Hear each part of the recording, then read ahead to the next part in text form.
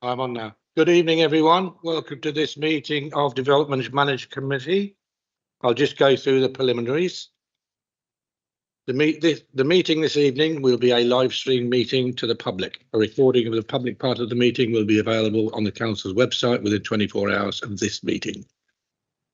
Would remote participants please use their hands up icon on the Teams to indicate they have a question. Please turn your camera and microphone on when addressing the committee and off when you're not speaking. Would members and officers please remember to switch their microphones on when speaking and off when they have finished speaking. Please speak directly into the microphone. And I think that's all I need so far. We'll just go through the emergency evacuation procedure. From the council chamber, turn left, follow the green emergency exit signs to the main town hall entrance and proceed to the assembly point at St George's Square. First item on the agenda tonight is apologies for absence.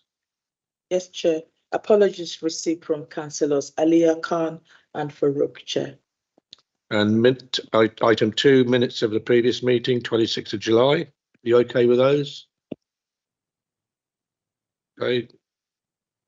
Item 3, Section 106, Local Government Finance Act. Any declarations? None at this point, Chair. Any disclosures of interest tonight? No.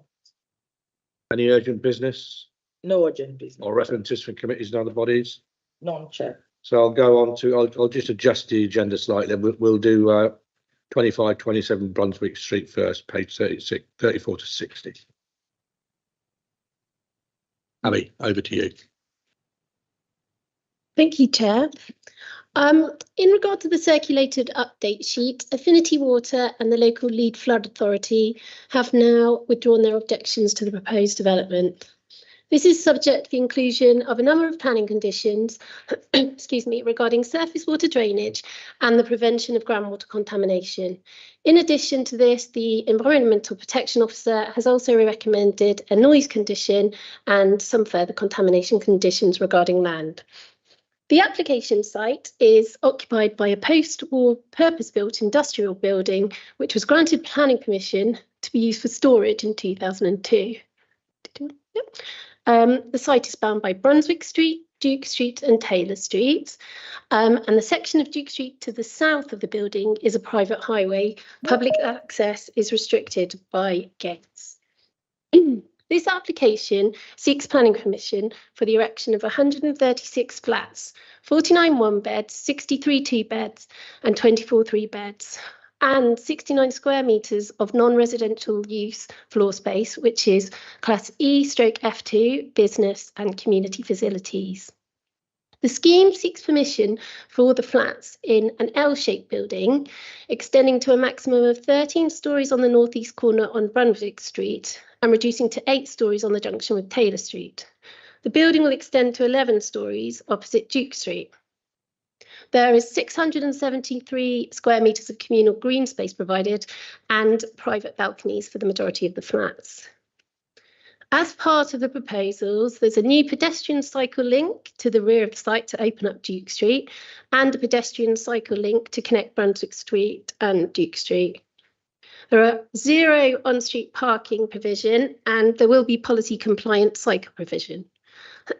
In terms of the refuse strategy, this includes 2 bin stores, which can be accessed from Brunswick Road and Brunswick Street for those collecting the refuse and internally from within the development for residents, is shown here on this plan in blue. Large items such as discarded furniture can also be stored in the bulk storage area, which is shown in green and can also be accessed from Brunswick Street. We have received no objections from members of the public to this application. In terms of the principle of development, the site is allocated under policy LLP 10 as part of the Hightown Strategic Allocation, and the Hightown Master Plan identifies the site for residential development. Notwithstanding this, however, it is not an allocated site as identified in Appendix 4 of the local plan.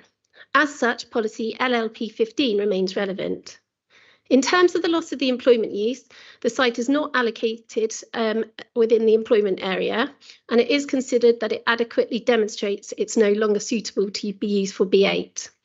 Further to this, the applicant has made a commitment to relocate within 5 miles of the application site, and policy LLP 13 identifies that large storage facilities under B8 should be located in accessible locations closely connected to the strategic highway network, motorway access or rail depots.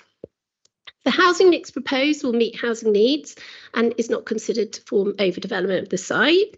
The design, form and size of the development is not out of keeping with the character of the area when you consider which proposals have been granted planning permission, particularly at Burr Street and Midland Road.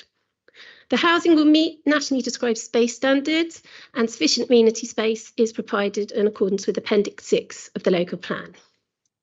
It's not considered that the development will be to the detriment of the amenities of neighbouring occupiers or highway safety, and it is considered that the new cycle and pedestrian routes will improve permeability and connectivity in the immediate area, which is a positive of the proposals.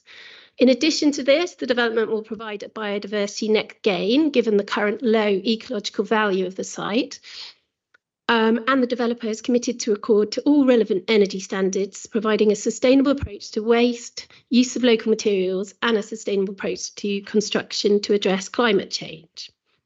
In regard to viability, the developer is making one financial contribution of £47,600 to sustainable transport provision. This is to mitigate the failure to provide any on-site vehicle parking. There are no other financial developer contributions or any affordable housing proposed to be provided. Excuse me. A viability assessment has been submitted with the application, which concludes that if developer contributions and affordable housing is provided, the development is unviable.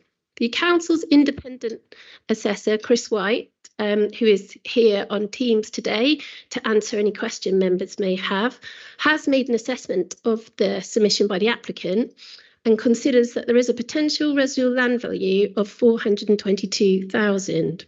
It is not recommended by Planning Office today that the application is refused on the basis of the failure to provide developer contributions or affordable housing.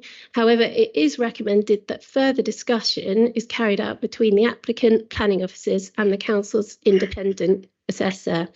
On this basis, the recommendation for this application is it is delegated to the head of planning to discuss viability with a maximum potential contribution of £422,000. Thank you.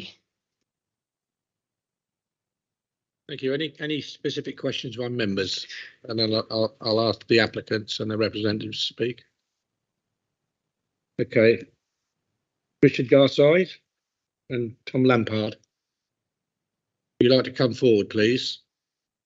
And you've got up to 5 minutes to speak, and members may wish to ask you questions after you've spoken. Okay, so your 5 minutes starts when you start to speak.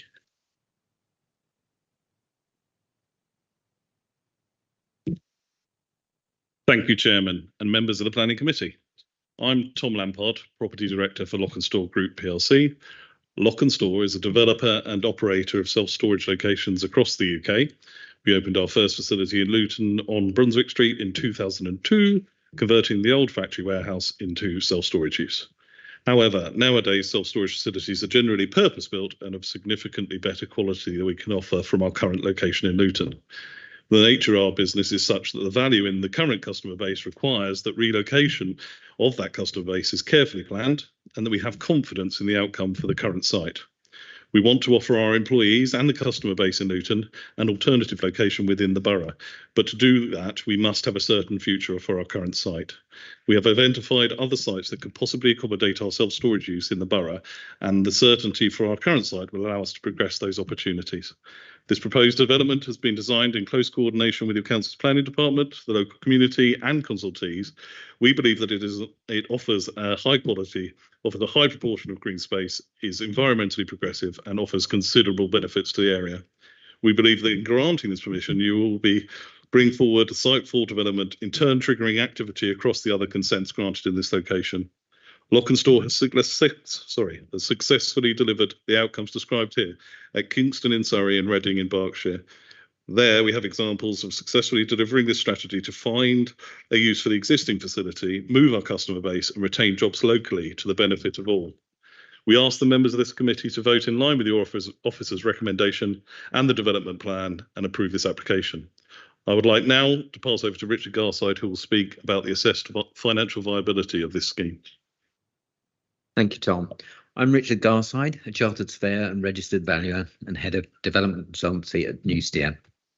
I've undertaken a number of appraisals on schemes in Luton, and all do suffer similar viability issues.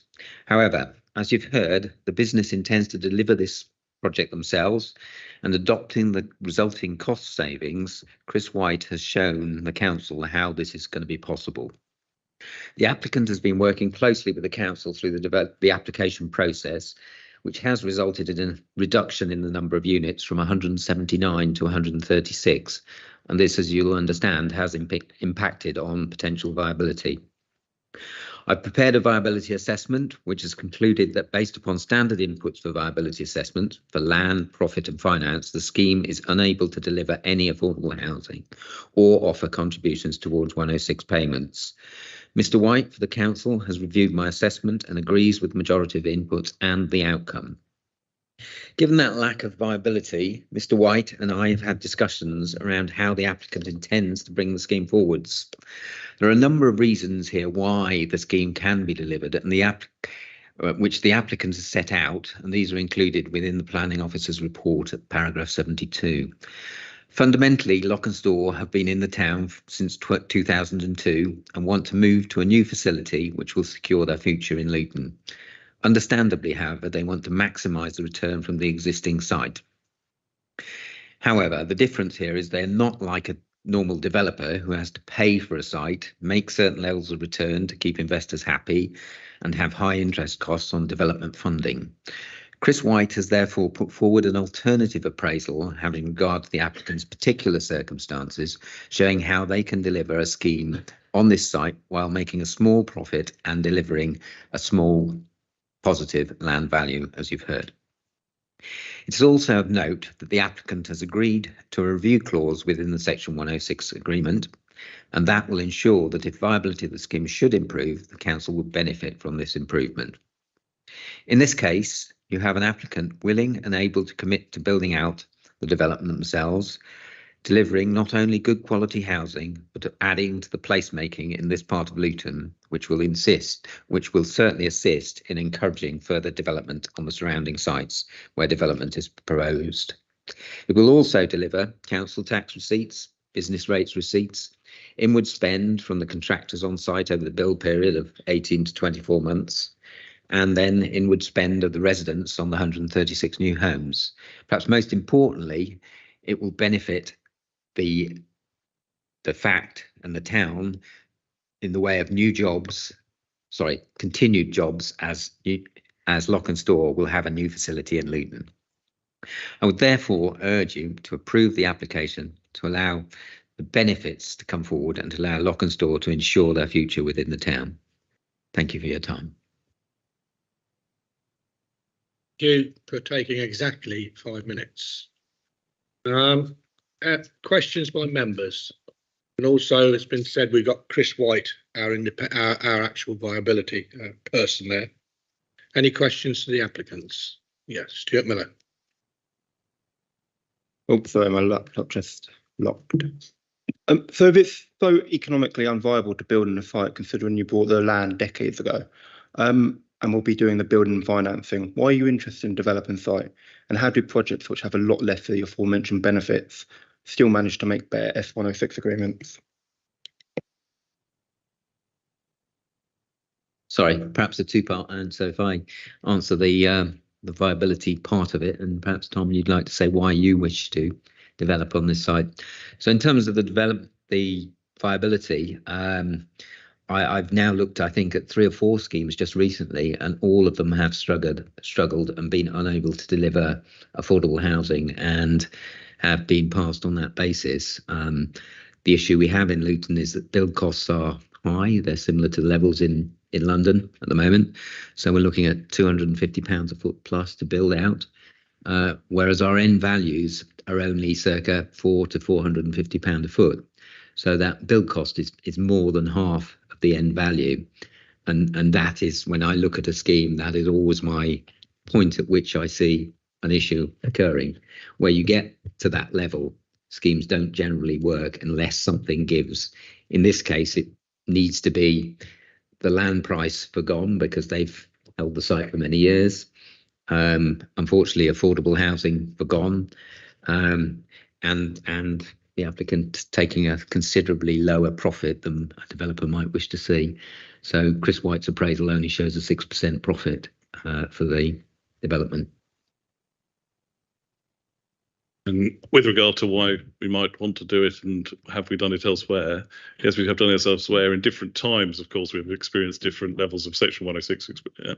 I think the assessment here is quite valid, but Lockestyle has an interest in developing purpose-built self-storage in Luton to serve its customers better, and this is one way to enable that. Of course, there is a substantial value in our business currently, and with self-storage, you cannot just tell all your customers to say goodbye and then start again. That's a tough part of it. You don't just open up like a shop the next day and expect your customers to come back.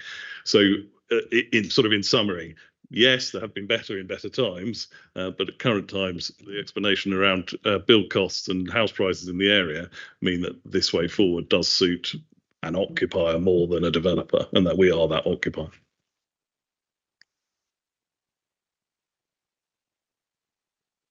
So just to follow on with another question, if that's okay. So my understanding, you want to sell this, well, you want to build them, sell it after, move to another location. What's stopping you from demolishing the current building and rebuilding another warehouse there? That is that problem of the current customers are all long-term tenants of our business. We'd have to say goodbye to them. We wouldn't have a business at that point. And then we come back, open up a year later, and it takes a substantial time to do it. That is not a viable alternative, unfortunately, because storage takes a long time to build up.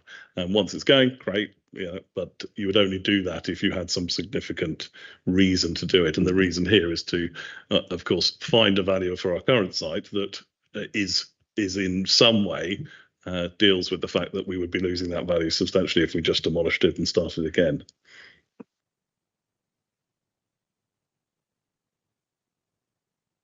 Okay, can I bring in Chris White now, who's our independent viability assessor? I think some questions are asked about the viability. The problem is that we're looking to developers to contribute to our social housing, affordable housing. And quite recently, it's not been happening on viability. Chris, over to you. Yeah, in fairness to Mr. Garside, he has set out some of the conditions which Luton sort of suffers from in terms of the ratio between values obtainable and the cost to deliver. That is an unfortunate situation. The current economic climate, however, is not helping any local authority area, and I do quite a lot of independent assessments around the UK for different local authorities, and this is now becoming a more regular, more consistent issue in terms of the reduction in Section 106 or affordable housing contributions, principally due to rising bill costs, which are outstripping the inflation in sales values. In this instance, we've got, I suppose, special circumstances that the current occupier applicant has the ability to take a view on, which you might not otherwise get on other applications. In this instance, whilst there is a high land value, I'll take a step backwards. What the National Planning Policy Framework requires viability to undertake is a set of standard benchmarks, which includes an allowance for land value, an allowance for profit, etc., etc. Unfortunately, they don't necessarily reflect reality sometimes. And in this case, what we have is an applicant occupant who can take a view on the land value. So what Mr. Garside set out was the alternative appraisal, which is more viable, actually requires no land value to be given to the applicant at all, which is a substantial sort of sum of money in the viability. It's about 7.4 million. So that effectively gets written off in order to be able to provide a contribution. That's the sort of level we're having to look at swinging to make viability happen, unfortunately. Okay, yes, thanks for that, Chris. Any questions to Chris White? Okay, I think you can stand down now. Any questions by members? Any comments? Councillor Franks. Yeah, thanks very much, Chair. There are a number of relatively recent developments, not very far away from this site, where refuse bins are left either on the pavement permanently or at the front of the building where they can be seen. I'm looking at condition 9 that's proposed here. I would be much happier if it spelled out what was required was who is responsible for managing the moving of the bins and ensuring that they're returned once they've been emptied. Yes, that's fine. We can amend the condition accordingly to make that clear what has to be submitted. Any Stuart, comments? We're on now. Yeah, just a final comment, really. Each and every councillor here has over 220,000 bosses. We answer to the need of every man, woman, child in this town. More flats being built in this town without any contributions to the key services or amenities such as schools and hospitals surely can't be beneficial for our people.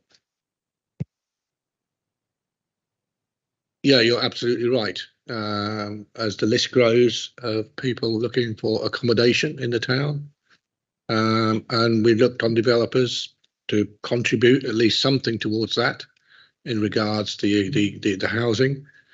And you talk about the schools as well. I presume that the children will be occupying some of these with their parents. And if you look at the local schools at St Matthew's just down the road, it's fairly chock-a-block at the moment. So that could well be busing your kids out to Stopsley and Puttridge, where I believe there are some vacancies, but it's not an ideal situation. And all we've got to back up is the review clause. I think we've got a fait accompli here. Any further questions anyway, or comments? Yeah, Rumi Chowdhury. Is it possible to put in a review at a later stage for the Section 106 contribution? I think we're doing that with a review clause, aren't we?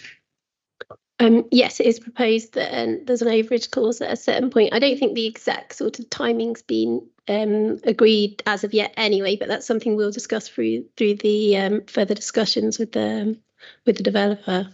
But the actual point of the review, is something that we can discuss, and that may well be after a point after some of the dwellings are occupied. But clearly, that will be a matter for discussion with the applicant. Okay. There being no further questions, no further comments, I'll put it to the vote. I'll move approval subject to the Section 106 agreement. Is that seconded? Seconded, Chair. Okay, we'll go to the vote then. Yes, Chair. Thank you.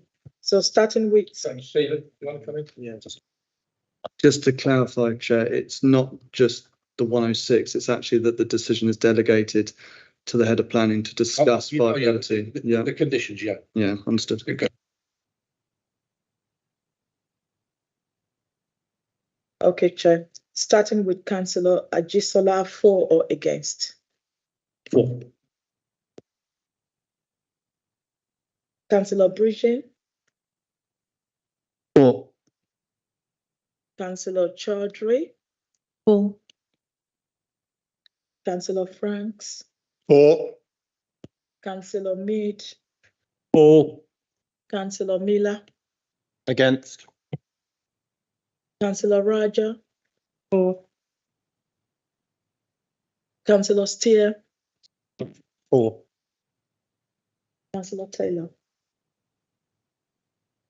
Chair. For. 8 against 1. So that's carried. Planning permission has been granted, subject to the conditions and the delegated authority to the head of development management. Okay, thank you very much. We'll go on to the next item, and that's 18 Stewart Street. Can I just clarify? Stephen, you want to clarify? Yeah, if I may, it's not necessarily that permission's been granted because the decision as to grant or refuse has been delegated to the head of planning based on that discussion around the potential for that extra 422,000 maximum being part of a 106 contribution. Yeah, thank you. Well, that was a bit of lawyer speak, wasn't it, Stephen? It's granted subject to. Okay. 18 Stewart Street. Thank you, Chair. This application is regarding 18 Stewart Street and is subject of an update report which details some amendments to the conditions and clarifies reference to legislation regarding designated heritage assets. Since the member pre-briefing, I've also visited the interior of the property to verify the layout was as per the submitted plans, which is the case. Building control and licensing are following up separately on the property as well. So this is clearly obviously just about planning permission. A site notice was displayed. 15 neighbours were notified and 5 written objections were received, which are summarised in Appendix 4 of the report. The application site comprises a 2-storey semi-detached Victorian house with bay window that had an established use as an office, although had been vacant since 2019. The site is located on Stewart Street, with Stewart Street Passage to the north, which leads to an open parking area to the rear of the block. The site is located within the town centre conservation area. The surrounding buildings comprise hair salons, estate agents, offices and restaurants of varying scale and design, which is typical of this mixed-use town centre location. So this is a retrospective application for a change of use to 4-bed HMO and associated internal and external alterations. There are 4 bedrooms, each have an ensuite, and on the ground floor there is a shared kitchen, living room and shower rooms. The internal works were carried out in late 2021. The parking spaces, site boundary treatment, cycle storage and refuse storage shown on the plans have yet to be carried out and will be required by condition to be completed if permission is granted. So for the principle of development, as set out in the report, the site is located within a Category B employment area, and the applicant has provided a letter from an estate agent describing the property as vacant since November 2019. The property was sold and received no interest to be rented as an office during the sales process up to August 2021. While office use would be preferred within this area, as a small building combined with unsuitability for modern office requirements, it is considered to satisfy the requirements of LLP 14 and acceptable to convert to residential occupation. The latest Strategic Housing Market Assessment and Strategic Housing Land Availability Assessment don't provide evidence that there is an unmet need for this form of shared housing. However, it has been demonstrated that there has been an over-delivery of 1-bed units in Luton more generally. The proposed HMO on this site is considered to be appropriate to the town centre location and offers another form of housing provision for single occupants. An alternative proposal for a 4-bed family home, for example, would not be considered appropriate in this location without high-quality external amenity space and with its proximity to the busy ring road. The applicant is required to remove the existing kitchenettes to all bedrooms that are currently in place, as this is not acceptable for a HMO which comprises shared facilities with separate bedrooms. The current arrangement has risk of being used as substandard self-contained studio units. The external amenity area at 29 square metres is considered acceptable for a 4-bed HMO in this town centre location, and by condition the applicant will be required to improve usability by providing landscaping, site boundary treatment, clearly defined parking spaces and secure cycle and refuse storage. Noise and air quality assessments were required by Environmental Protection to demonstrate that the property is suitable for residential occupation despite proximity to Stewart Street, which has a high volume of traffic. The air quality assessment demonstrated that pollution levels were satisfactory for residential occupation. However, the noise assessment determined that acoustic measures would be required, along with a Type 4 mechanical ventilation system, so the room can be ventilated without opening windows. Details will be approved by condition, and they'd be required to be installed within 3 months of discharge of condition being granted. So, subject to the conditions I've described, the proposal is considered to be in accordance with LLP 17 regarding impact on the character of the area, space standards, design requirements, amenity space, bin storage, and parking provision.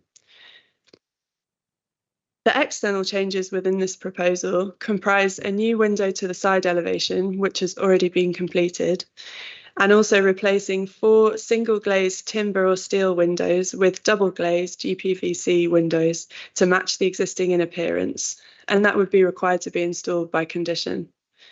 Along with repainting the front elevation and landscaping improvements, these changes are considered to amount to less than substantial harm to the significance of the conservation area, its character and appearance. Therefore, the proposal is acceptable in terms of LLP 25 and LLP 30, the NPPF and Luton's statutory duty to consider impact to a conservation area. And they also don't impact the privacy of adjoining occupiers. Finally, I'll discuss parking. Highways haven't objected to the scheme. The proposed 2 car parking spaces and the cycle storage to the rear comply with Local Plan Appendix 2 for a 4-bed HMO. 5 objections from residents were received and are summarised in Appendix 4. Concerns were primarily about parking. This was given the existing open space to the rear of the site lacks defined ownership boundaries, and with the narrow access via Stewart Street Passage, this causes some problems with access to the space. It's considered that the proposed alterations to the rear of 18 Stewart Street and rebuilding the wall to the front will be an improvement to this situation by defining the site area and formalising parking arrangements. Aside from this, it's a separate issue to prevent unlawful parking to the front and rear, if that should occur. There were also concerns from residents about the external changes to the property and the description of the original use of the property. These have been assessed and discussed in the report, and Building Control are pursuing issues of non-compliance on that front separately. So to conclude, the proposal provides a satisfactory standard of HMO residential accommodation on a site where employment use is no longer viable, and it has minimal impact to the character of the conservation area and no impact to adjoining owners. On that basis, approval subject to conditions in a Section 106 agreement is recommended. Thank you, Chair. Thanks, Eleanor. Any questions? Councillor Franks. Yeah, 2 questions really. One, it relates to the fact that it's a retrospective application, and I'm interested, therefore, in understanding, considering it's currently being used as substandard bed sits,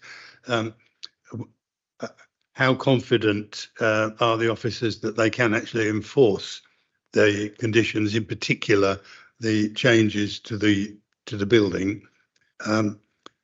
The sort of arm to that one, which is the parking, it really will get quite interesting how you deal with the parking issue, because the ownerships of the areas to the rear of the building have been in dispute for many years, and I believe that's continuing. The second question relates to paragraph 8, which tells us that each room has individual ensuite. Ensuite what? Because you go on to say that there are 2 shower rooms provided elsewhere. I think if the ensuite is simply a toilet and a hand basin, it might have been helpful if that had been clearly stated in the paragraph. Thank you, Councillor. Yes, I apologise for not being clear on the description of the en-suites. So there are ensuite shower rooms to each bedroom, and then 2 additional shower rooms to the ground floor that are shared.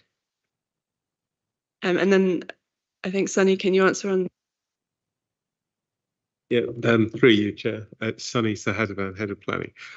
Thank you, Councillor, for your questions, which we as officers also thought are pertinent when we're assessing the application.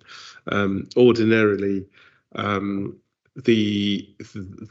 concerns that you raise would be dealt with as conditions, but there's two factors which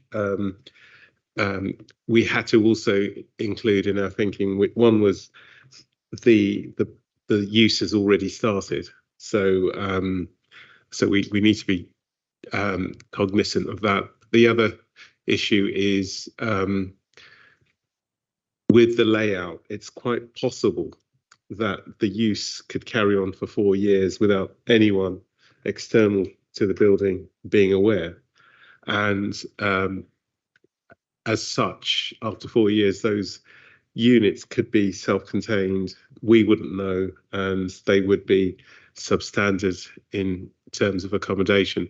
So we have included conditions, but we felt that wouldn't be sufficient. So we've gone to this additional step of requiring a Section 106 legal agreement, which will require the applicant to make the alterations to the premises after 3 months and notify us that those changes have taken place, and that could require evidencing. It could include officers also visiting to inspect. But we could also, and Stephen's just brought this up, require through the 106 that the use is ceased or doesn't become occupied if the clause isn't complied with. Yeah. Thank you, Chair. It's draconian, but I don't see it isn't unreasonable where there are issues with current space standards. If you're talking about removing people because of a breach of a condition relating to a landscaping scheme, clearly that's just not reasonable in the grand scheme of things. That would never stack up. And if you tried to vacate people by a breach of that condition in court. But if you're talking about the actual amenity standards that the people are living in, which needs to be addressed by the way of either a condition or the Section 106, and in the event, because this is retrospective, that condition or 106 obligation is breached, if there's only the positive obligation to carry out the works, the problem I foresee with that is if a developer said, well, for example, I don't have the money or something along those lines. And that's the issue with what's known as a positive obligation. What I suggest is therefore we have it's a negative obligation, but it's retrospective. And that negative obligation, so to speak, would be that, well, OK, if you can't positively do these works, let's say they come up with an argument they can't do it after 3 months, then actually you require the occupancy to cease, but only on those conditions where it would be reasonable to attach that, which, as I said at the beginning, wouldn't be like a landscaping condition. If you're in breach of a landscaping condition, with all due respect to landscaping, you're not going to get people removed from the building, even though it's retrospective. But when it comes to amenities, I would imagine that there's a lot that we can include that final, we can add more teeth to those conditions where officers feel that occupancy needs to cease if the positive condition or obligation isn't complied with. And I'd suggest that you allow officers to look at which ones warrant that additional step. Thank you, Chair. I'd like to say thank you to the officers for that explanation. It really is at least some comfort. It's clear the detailed wording of both the conditions and any subsequent legal agreement, and it will need to be put together very carefully indeed. Yeah, Stuart, you had a question? Yeah, is Mr. Shaw any of his representatives here today? No. Well, the fact that Mr. Shaw's reps aren't here today, on top of his blatant disregard for the development policies, Be sitting behind you. he made a statement. Yeah, but he's not indicated a right to speak. We're not aware he was in attendance, so carry on. Are there? Well, still, on top of his blatant disregard for development policies, it just speaks volumes towards his disdain for the process. I have no faith he'll do the remedial works. Now, obviously, you've mentioned that you can put penalties against remedial works. I would personally like to see that ensured.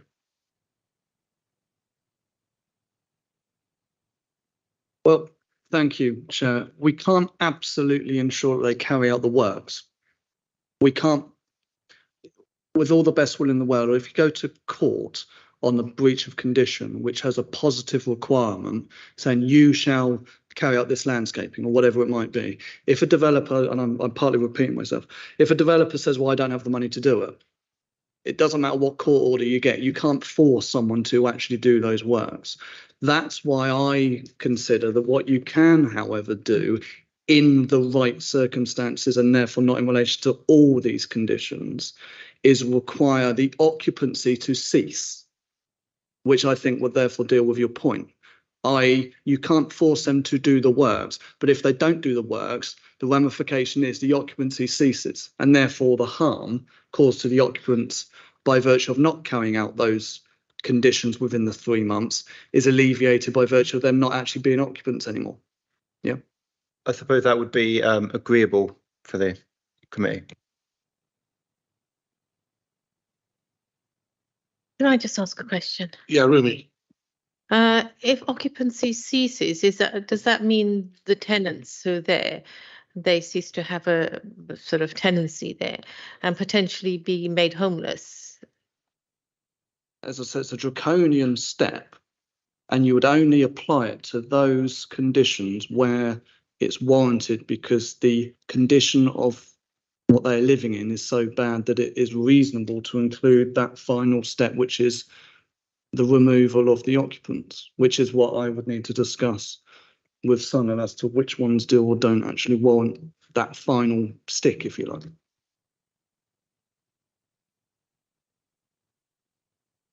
Yeah, Stuart again. Can I just add another point at 1 bedroom and room share that are already overprovided anyway? So even if they were made to move, there is an overabundance of them.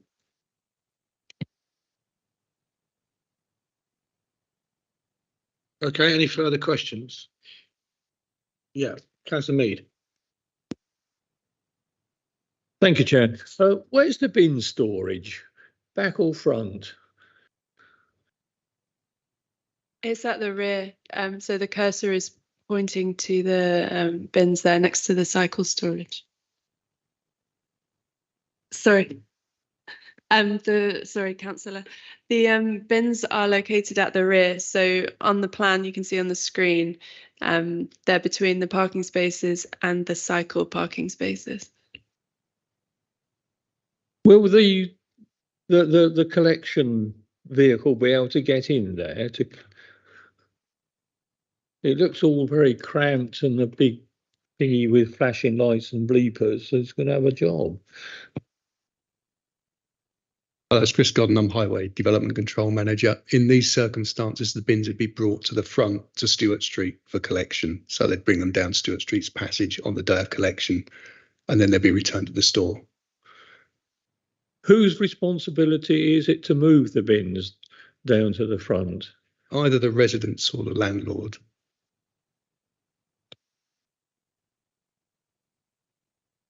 Still doesn't solve the problem. No. We need a condition nailing that one down. Otherwise, the bins are going to be left permanently in the front, aren't they? Yeah.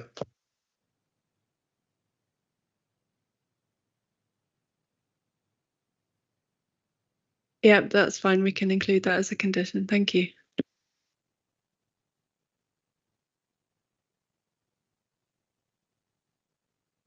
Thank you, Chair. Based on that conversation earlier, if members are minded to agree with the advice I've given about essentially beefing up some of those conditions in relation to occupancy, looking at the updated recommendation, I would ask if you are happy to make one additional amendment. So at the moment, if you look at the update report at little IV, number 4, Roman numerals, it says that delegated authority is granted to the head of planning to make alterations to the recommended conditions, including adding and deleting. Well, that's good because that allows that waste condition that you just mentioned to be added as well. Yeah. But following that, it says, oh, what does it say? Oh, I'm lost now. I thought it said. Yes, it says it's in red. It's sticking out at me. It also refers to a minor amendment to the legal agreement based on potentially adding occupancy restrictions to the 106 agreement. I would say that's not a minor amendment to the 106. So I would say, if happy with those additions that will probably be in the 106 agreement, that word minor amendment to the legal agreement be removed. I.e. the word minor, and just leave it as amendments to the legal agreement. Does that make sense? Thank you. Any further questions? Any comments? Okay, I think we've got it. So we'll go straight to the recommendation is to approve, and I'll move approval subject to the various conditions and clauses as goodness knows section 106 and everything else that goes with it. That's seconded. Seconded, Chair. The vote, Eunice. Chair. So starting with Councillor Ajisola, for or against? For. Thank you. Councillor Bridget. For. Councillor Chaudhry. For. Councillor Franks. For. Councillor Mead. For. Councillor Miller. For. Councillor Raja. For. Councillor Steer. For. Councillor Taylor. For. So that's carried. That's carried. Yeah, so planning permission granted subject to the amendments, section 106 and other various conditions that have been applied, which are now in the hands of Sunny. Okay. That be the next item of the business tonight. Thank you very much for your attendance, and I'll see you next time, next month. Thank you. Good night.